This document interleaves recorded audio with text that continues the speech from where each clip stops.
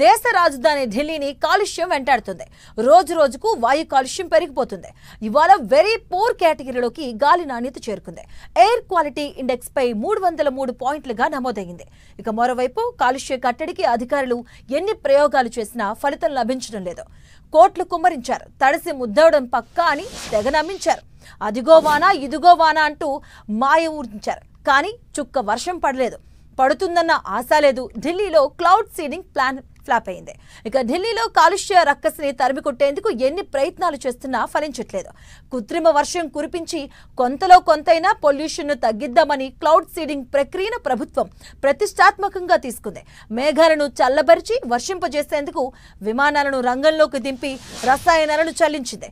ఇక ఐఐటి కాన్పూర్ సహకారంతో రాజధానిలో మేఘమదన క్రతువుకు ప్రభుత్వం శ్రీకారం చుట్టింది.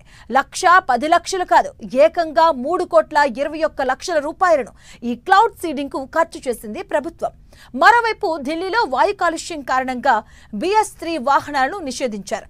ఇవాటి నుంచి BS3 పెట్రోల్, BS4 డీజిల్ వాహనాలు ఢిల్లీ రోడ్లపైకి రాకూడదని అధికారులు హెచ్చరికలు జారీ చేశారు. ఈ నిబంధనలను గాలి నాణ్యతను బట్టి మారుతూ ఉంటుందంటూ కొన్ని సందర్భాల్లో BS6 వాహనాలు మాత్రమే రోడ్లపైకి అనుమతించబడతాయని అధికారులు తెలిపారు.